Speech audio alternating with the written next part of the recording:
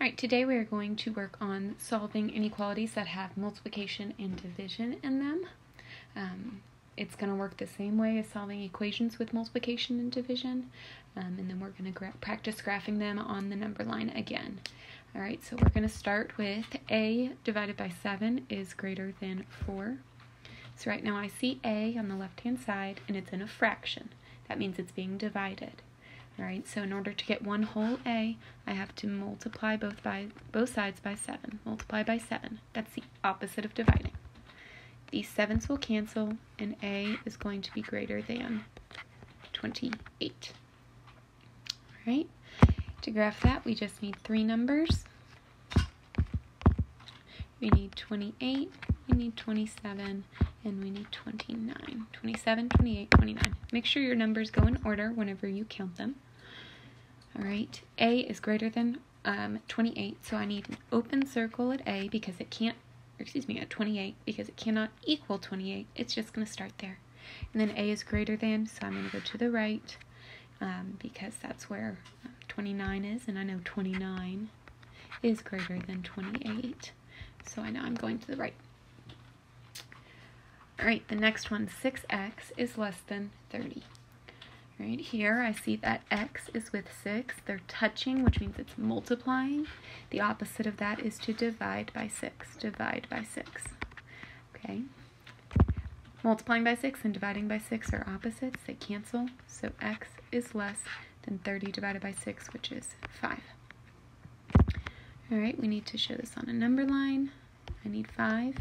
1 less than 5 is 4. 1 more than 5 is 6. Alright, I'm going to put an open circle at 5 because x is less than 5, not equal to.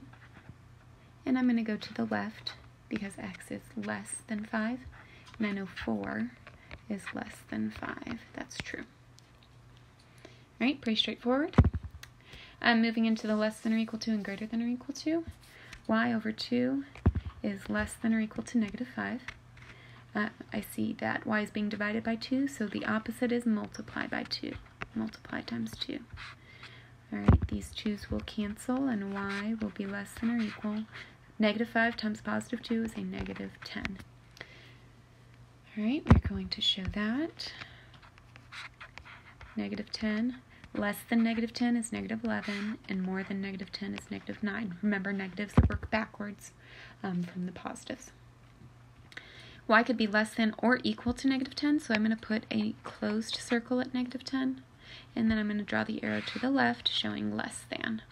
Remember, less is left. They start with the same letter.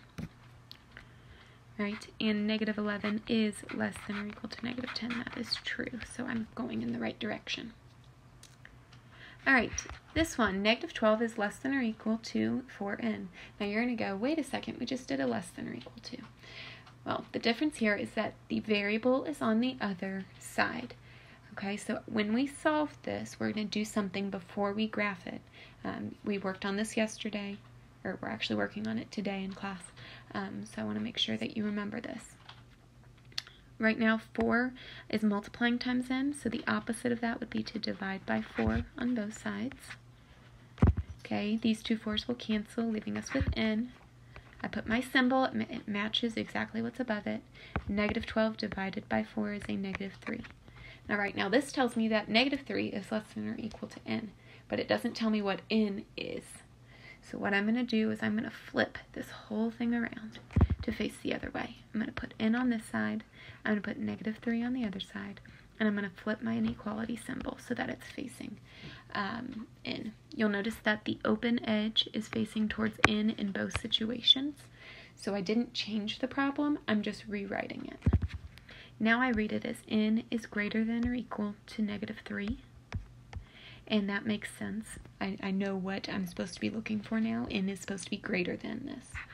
Alright, so I have negative 3, less than negative 3 is negative 4, and more than negative 3 is negative 2. Alright, we're going to put a closed circle at negative 3 because it could be greater than or equal to negative 3. And then I'm going to move to the right because I know that negative 2 is greater than or equal to negative 3. That's true. Alright, so this example right here, remember if your variable is on the right-hand side, you need to flip the whole inequality around so that you have the variable on the left. It's the first thing that you read.